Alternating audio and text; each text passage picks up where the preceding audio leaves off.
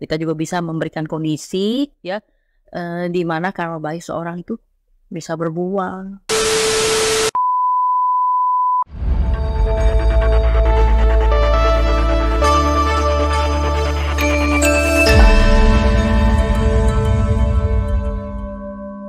Namo Sanghyang Adi Budaya, Namo Budaya. Namo Buddhaya.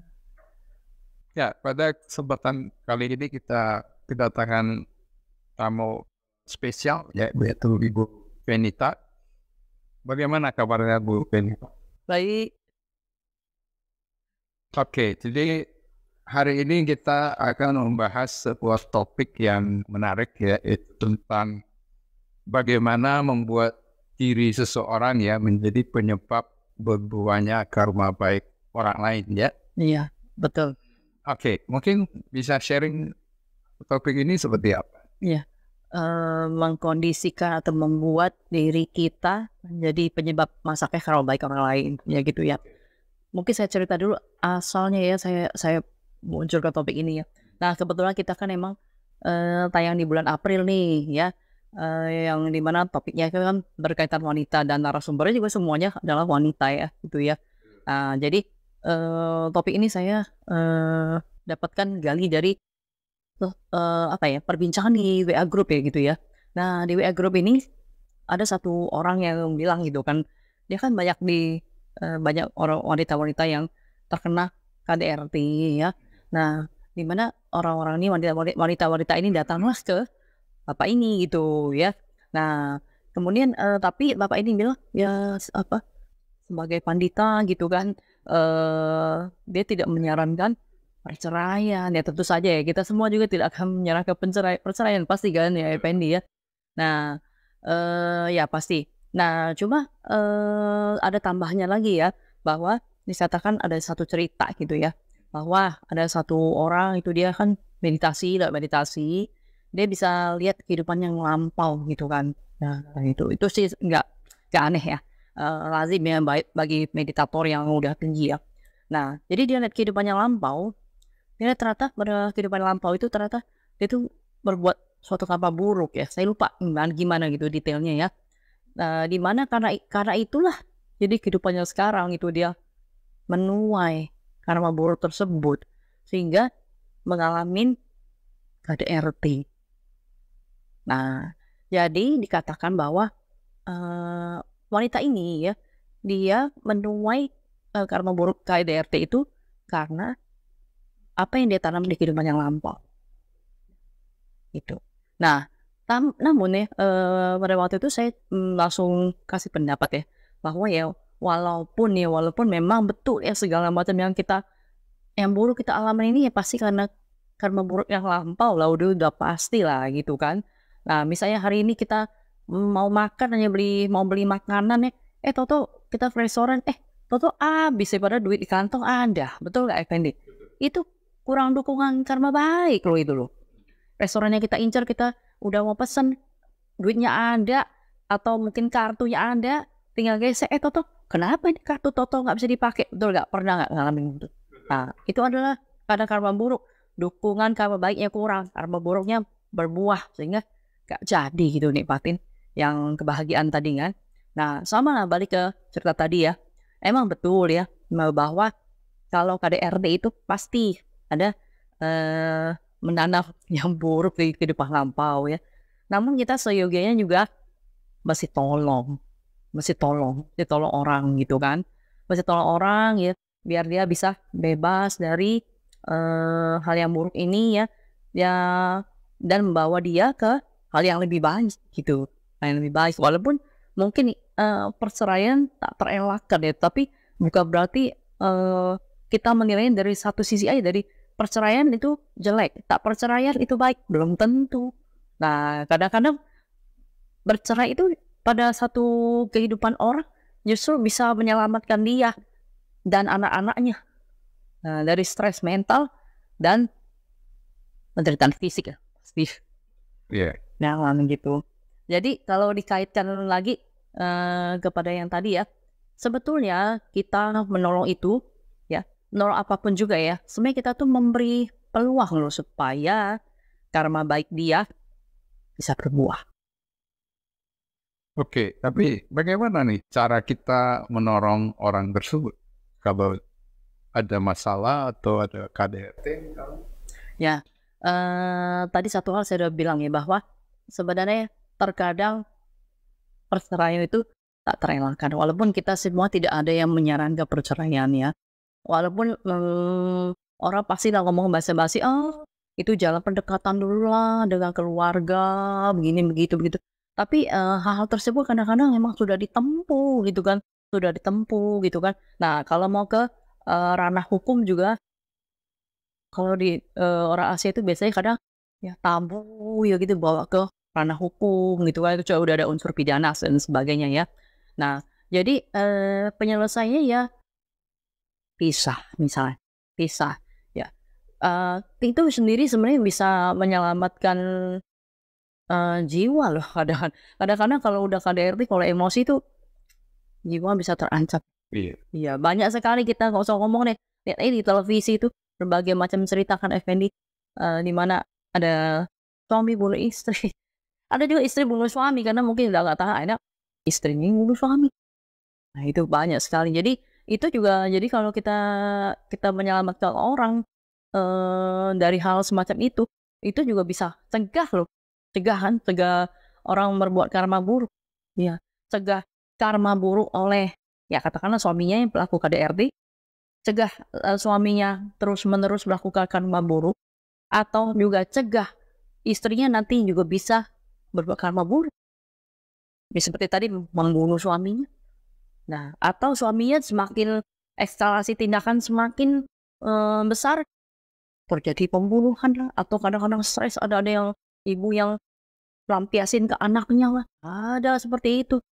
Nah, jadi sebenarnya kita itu, kalau kita ngomong secara luas ya, sebenarnya, dalam hal apapun ya, kita harus bisa memang membuat diri kita menolong itu, sebenarnya bukan sekedar, oh menolong emang benar, itu kita itu, cinta kasih lah, aplikasi cinta kasih di kehidupan sehari-hari, ya.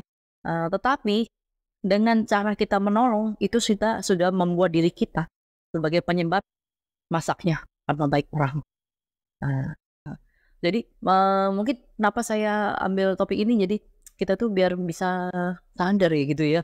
Ya jangan karena melihat ini, oh ini mah KDRT, ini mah KDRT udah hal spesial, ini KDRT, kadang orang bilang, bukan, itu sebenarnya kita bisa memposisikan diri kita juga tolong orang loh, tolong orang. Dengan wanita ini kan misalnya dia punya kehidupan baru ya, buka lembaran baru, banyak yang sukses, banyak yang didik anaknya sampai jadi orang sukses. Ya, artinya apa? Karma baik dia berbuah itu. Karma baiknya berbuah. Nggak lagi terima karma buruk, juga kehidupannya lebih baik. Mungkin penghasilan lebih baik, anak sukses bisa kasih dia uang dan sebagainya. Nah, karma baik dia berbuah. Karena apa? Karena ada yang bantu. Ada yang mengkondisikan. Seperti itu. Bagaimana kita bisa mengkondisikan supaya karma baik orang lain itu bisa berbuah? Caranya gimana? Caranya menolong lah. Menolong, memberi fasilitas, terus ya semuanya menolong. Ya, seperti tadi kan, nggak punya kerjaan ya, nggak punya kerjaan, kita, tadi ada yang temen yang lagi cari ini, lagi cari misalnya akunting lah. Nah, kita kasih tahu, di situ ada yang lagi buka lowongan. Dengan seperti itu, karma tadinya karma buruk, mungkin pengangguran lah, kalau selama COVID pengangguran, ya itu kan karma buruk itu pasti kan.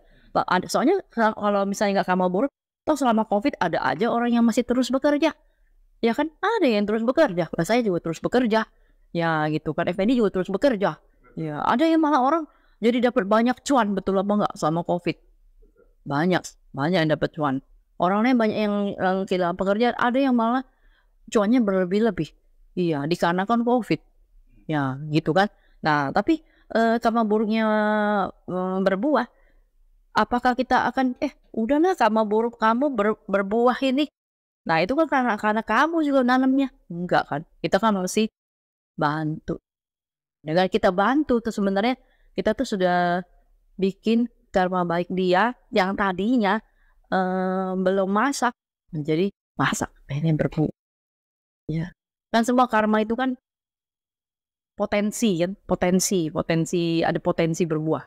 Semua karma yang kita bikin di masa lampau itu kan dia itu punya potensi. Nah itu makanya saya mau bicara secara panjang lebar, bukan cuma KDRT doang ya. Ya, kita tuh mesti paham dharma bahwa sebenarnya karma kita tuh kan semuanya punya potensi itu berbuah. Nah kalau kita lihat orang yang KDRT, yang mengalami korban KDRT ataupun orang yang nggak ada pekerjaan ataupun penderitaan yang lain, ya mungkin sakit dan lain sebagainya ya, itu karma dia berbuah. Tapi kita juga mesti tahu pasti ada karma baik dia yang belum masak. Bisa ada, bisa nggak ada loh. Bisa mungkin berbuah di kehidupan sekarang, bisa juga tidak berbuah di kehidupan sekarang. Bisa juga. Nah, tapi kita kan tidak tahu. Kita kan tidak bisa membaca. Kalau Buddha bisa tahu, oh dia ini ya begini. Udah tahu. Oh, kita kan tidak tahu. Nah, tapi apakah ada kemungkinan karma baik dia yang potensi karma baik dia yang dia miliki? Ada. Nah, tapi kalau kita nggak kasih fasilitas, kita nggak kasih kondisi, ya, jadi tidak berbuah. Sama kalau dikatakan karma baik kan kayak pohon mangga lah misalnya atau pohon apple gitu ya. Jadi kita tuh kasih pupuk, kasih kondisi supaya dia berbuah. Walaupun dia punya potensi atau berbuah, punya. Pohon mangga, pohon apel punya potensi itu berbuah gitu kan. Pokoknya yang penting buahnya pohonnya udah gede aja. Kalau pohonnya kecil ya mungkin nggak berbuah. Kalau baru ditanam ya nggak berbuah ya gitu. Nah tapi punya potensi, punya.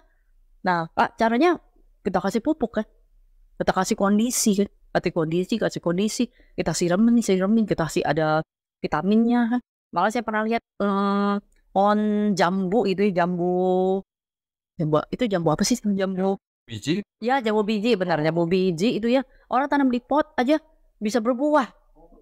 Iya, padahal saya punya jambu biji taruh di tanah nggak berbuah, mungkin karena saya males ngasih pupuk kayak gitu, mungkin dia siram iya tapi kasih pupuk enggak ya. Nah saya lihat di pot aja, loh kok bisa berbuah, saya lihat gitu kan. Saya bertanya kok bisa, ya ada vitaminnya, emang ada apa nama itu, penyubur pembuat buah apa gimana, ada kan penyubur bunga, ada penyubur buah, begitulah semacam itu ya, dikasih itu sehingga berbuah walaupun cuma pot aja. Nah jadi karma kita juga sama, kalau kita kasih kondisi yang baik, dia bisa berbuah. Kita kan nggak tahu, kita kan nggak tahu, kayak misalnya tadi pohon jambu biji di pot, apa mungkin sih ini berbuah? Oh udah, kita nggak usah kasih vitamin lah, nggak usah kasih pupuk, berbuah nggak? Nggak berbuah, daun doang akhirnya. Akhirnya orang bilang, oh kamu salah, mesti tanam di tanah, mesti gini nih. Nah gitu, mesti cangkok, mesti bibitnya begini. Nah, ternyata bisa berbuah karena kasih kondisi. Ya jadi karma kita juga sama, jika pada kondisi yang tepat, masak gitu. Kalau karma buruk gimana? Bagaimana kita membuatnya supaya tidak menghasilkan karma buruk, itu gimana? Ya, Tersebut. nah memang gini, sulit mengatakan begitu ya. Nah, seperti tadi karma baik, kalau kita kasih kondisi apa pasti berbuah? Nggak pasti berbuah. Cuma kita udah kasih kondisi supaya dia bisa berbuah. Nah karma buruk juga sama, kita belum tentu berbuah loh. Jadi itu good news adalah karma buruk kita belum tentu akan berbuah. Ya, tapi ya good news juga, bad news apa good news ya, bahwa karma baik kita belum tentu juga berbuah. Jika ada kalau ada karma buruk lain yang menekan, karma baiknya nggak jadi berbuah gitu. Nah sama karma buruk juga, kalau ada hal yang lain menekan, tidak akan berbuah. Tapi kalau kita tanya yang mana yang akan berbuah, yang mana nggak akan berbuah, sulit ya. Walaupun ada hal tertentu yang misalnya karma berat ya, karma berat itu pasti berbuah di kehidupan setelah kehidupan ini. Ya baik, garuka karma baik itu yang karma berat yang baik maupun karma berat yang buruk. Ya Effendi udah tau lah karma berat dan buruk apa aja ya, ada berapa. Nah itu pasti berbuah setelah kehidupan ini. Tapi karma buruk yang lainnya, apakah pasti akan berbuah kehidupan berikut? Bisa ya, ada yang bisa berbuah satu kali setelah kehidupan sekarang, ada yang juga satu kali artinya kehidupan yang kedua nih ya, agak main di kehidupan yang pertama. Ada yang setelah kehidupan kedua. Setelah kehidupan kedua dia berbuah terus beberapa kali. Nah, ada yang berbuah terus beberapa kali. Tapi kalau kita bilang yang mana yang nggak berbuah, nggak tahu. Yang jelas semua karma yang kita tanam, baik-baik, yang baik ataupun yang buruk, semua punya potensi untuk berbuah. Jika ada yang facilitate, dia masaklah di situ berbuah. Ya, tapi bisa ya itu tadi saya bilang good newsnya adalah nggak semua karma kita harus berbuah. Jadinya untung juga mungkinnya kalau buruk kita nggak pasti harus berbuah. Yang penting banyak berbuat baik gitu. Tapi berarti kalau karma buruk berarti kita jangan memberikan ini ya Bu ya. Kita jangan menciptakan kondisi bagi karma buruk itu berbuah begitu ya. Dan kalau kita bikin karma baik yang baik sebenarnya mengundang karma baik yang lain untuk ikut berbuah. Sebenarnya saya bukan istilahnya mengundang, tapi itu bukan mengundang sih sebenarnya. Memberi kondisi lah, kondisi. Iya gitu. Memberi kondisi. Sama misalnya karma baik bawana ya. Bawana meditasi ya. Kita sila jalankan yang baik. Sila jalankan yang baik sehingga meditasinya menjadi lebih baik. Nah, kan sila itu landasan dari bawana. Baca itu. Nah, tapi bagaimana misalnya orang yang menerima karma buruk itu dia sebaiknya menyikapinya ya. Misalnya orang ini kan dia mulai belajar dharma atau belajar tentang karma ya. Bagaimana sebaiknya dia menyikapi ketika karma buruknya berbuah? Memang sulit itu sih sebenarnya. Kita sendiri saya rasa nggak ada orang di dunia yang mau dikatakan misalnya katakanlah tadi balik ke korban KDRT ya. Kita bilang ke dia ini ada karma buruk kamu loh lah. Pasti nggak ada yang mau. Walaupun kita mungkin kita kayak tadi Effendi saya bilang mungkin digigit anjing. Dalam hati Effendi bilang aduh karma buruk nih ya. Tapi kalau orang lain bilang ini ada karma buruk, pasti kan muncul aduh bilangin lagi saya punya karma buruk gitu kan. Walaupun semuanya juga kita punya pasti macam-macam yang kita udah tanam di kehidupan lampau.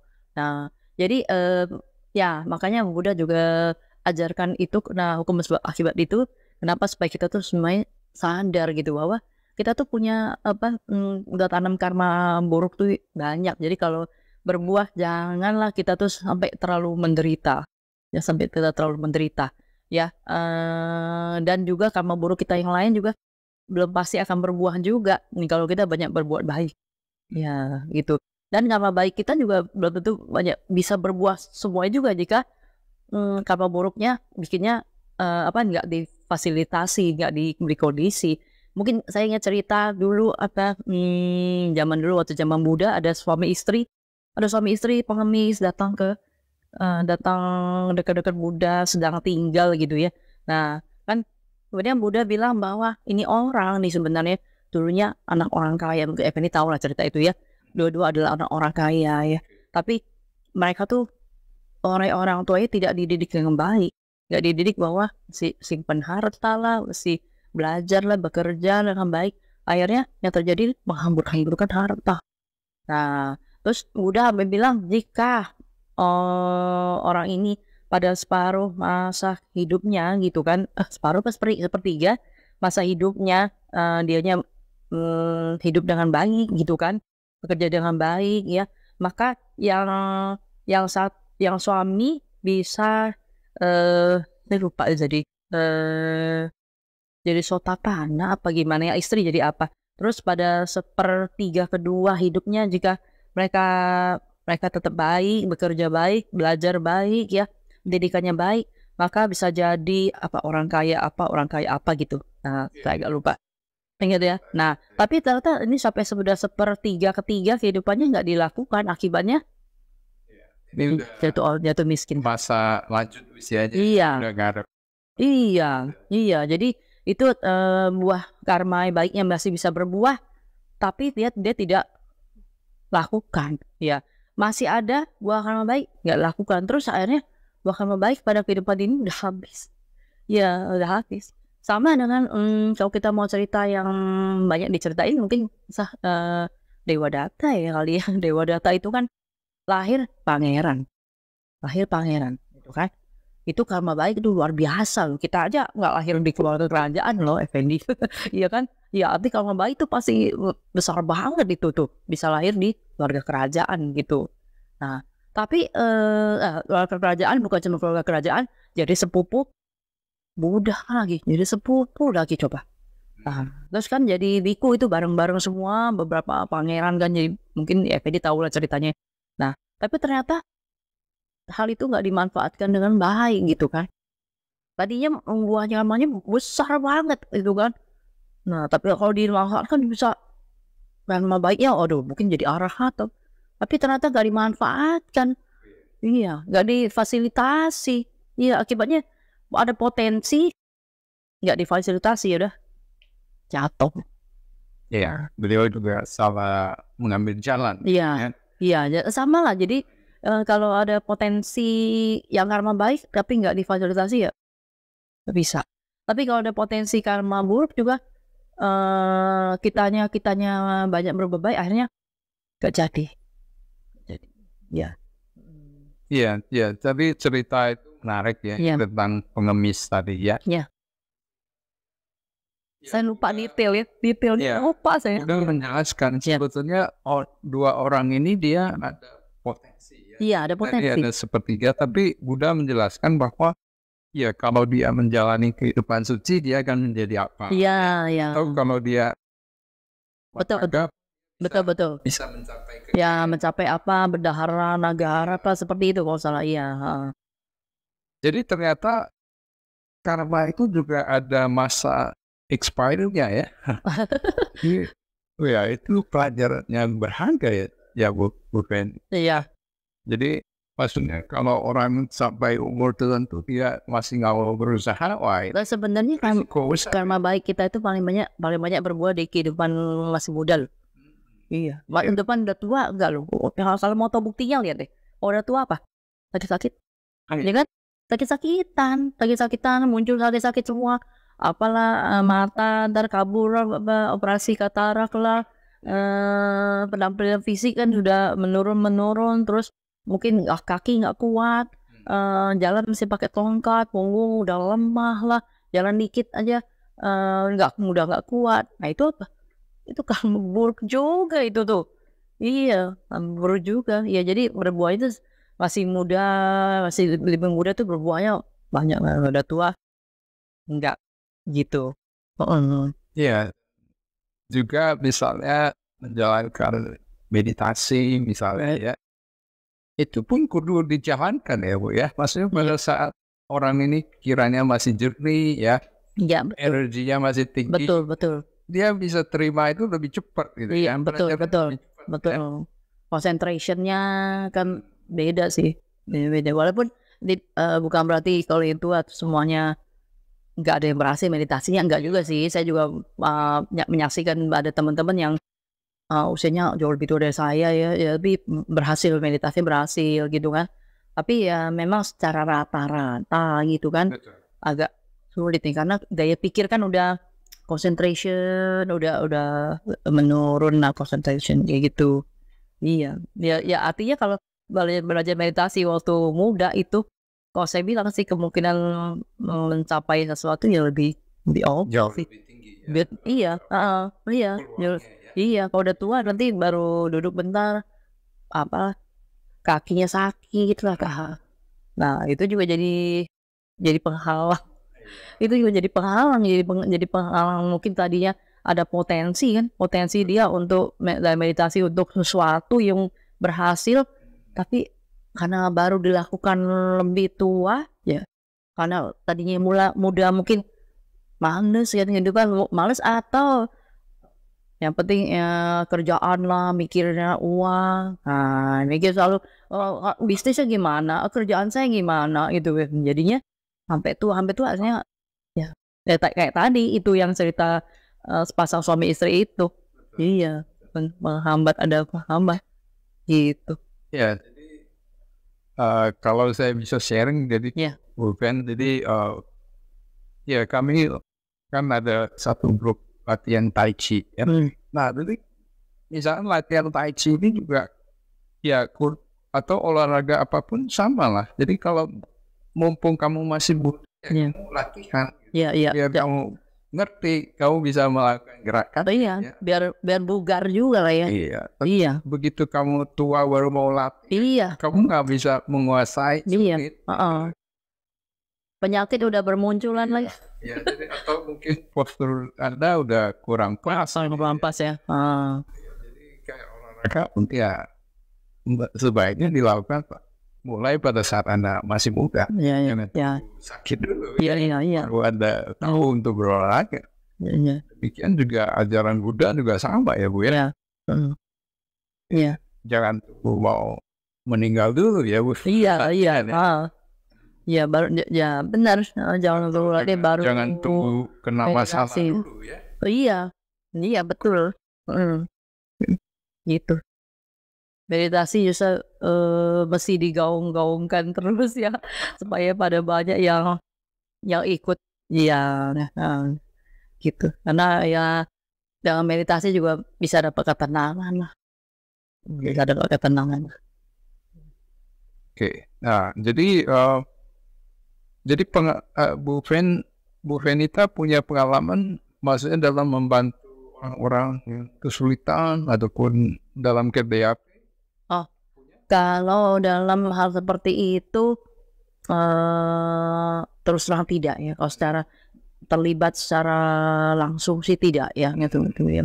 Ya, cuma dari cerita mengenai KDRT itu ya, saya melihat bahwa sebetulnya di dunia ini kan banyak banget penderitaan ya, bukan cuma KDRT, banyak banget ya. Apalagi sekarang banyak orang tuh masalah mental ya, banyak sekali mental health sekarang banyak digaung-gaungkan ya. Sehubungan banyak juga ya kasus-kasus bunuh diri lah ya, lompat lah, mending kalau lompatnya dari cuma kasur ke bawah ya. Ini lompatnya tinggi gitu ya. Ya itu mental health ini banyak sekali sekarang disinggung-singgung ya di media massa ya. Nah jadi kita itu sebetulnya punya bukan cuma saya nolong tuh karena cinta kasih, saya nolong tuh karena karuna ya, melihat orang yang susah menderita ya. Tapi kita mesti berpikir juga satu hal lagi ya, seperti tadi saya bilang ya, kita itu bisa menjadi mengkondisikan diri kita atau memberikan kondisi ya, bukan cuma kita yang menjadi kondisi, kita juga bisa memberikan kondisi ya, di mana karma baik seorang itu bisa berbuah gitu. Jadi sehingga orang-orang itu yang mungkin sekarang ini di lorong yang gelap lah katakanlah ya, entah itu masalah pekerjaan ya, kehilangan pekerjaan atau terlibat hutang ya, masalah rumah tangga ya, masalah mungkin anaknya narkoba segala macam ya.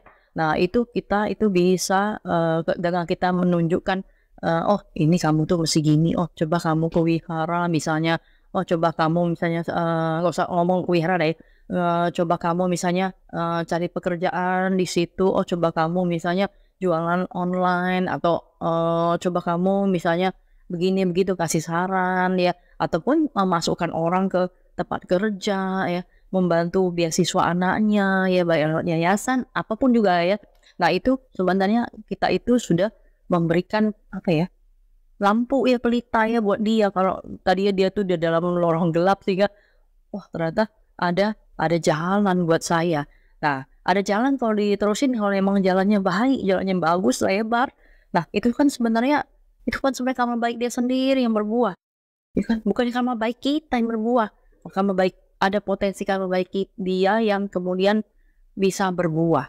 Nah dan itu mesti dibantu dengan orang-orang, betul, dengan orang sekitar ini yang kadang-kadang kita tuh saya lihat agak cuek ya, kenapa ya, agak cuek ya. Jadi kita tuh sekarang mesti lebih care gitu kan, kalau sekitar kita, oh ini teman atau ini teman lama atau apa, di grup yang lama gitu kan, grup misalnya dulu di kampung atau di kota kita dulu berasal, ataupun apapun juga ya, grup sekolah gitu kan, oh ternyata anaknya sakit gitu kan. Nah kita cari jalan gitu kan, cari jalan buat dia supaya bisa misalnya dapat pengobatan atau apa.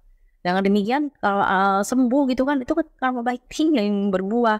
Nah, dari kita yang kasih kondisi gitu kan. Itu biar karma baik dia tuh masak seger. Jangan kita jadi ya itu udah karma buruk dia.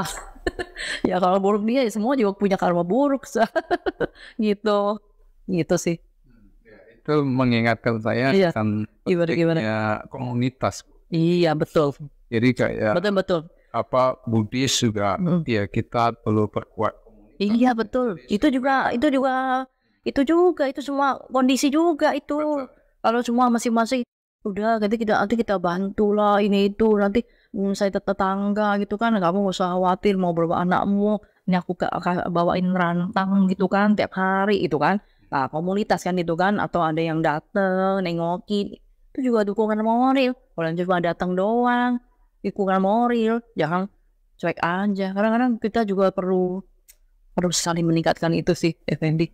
Ya. Itu kalau di Buddhis kan istilahnya kan menjadi kalyana. Iya, betul. Iya. Kalau itu bisa terbentuk kan orang itu nggak gampang stres. Iya, kan? betul. Dia Betul. bisa punya jalan. Iya, punya jalan keluar. Iya, betul. Dan merasa didukung. Iya, betul. Lain, gitu ya. Betul sekali. Iya. Oke, nah jadi mungkin Bu Penita bisa berikan closing statement untuk diskusi kita malam kali ini. Waduh, sebenarnya saya nggak pinter buat closing statement.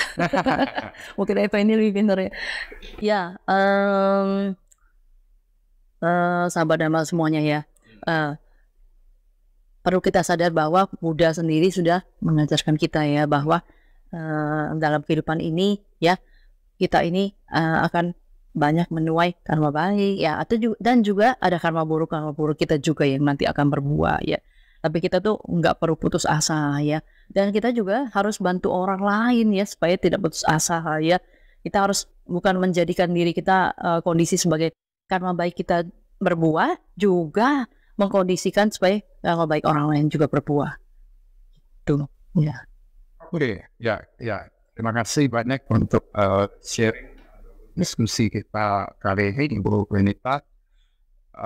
Ya, semoga mungkin lain kali bisa mampir lagi ya di Light of Wisdom ya.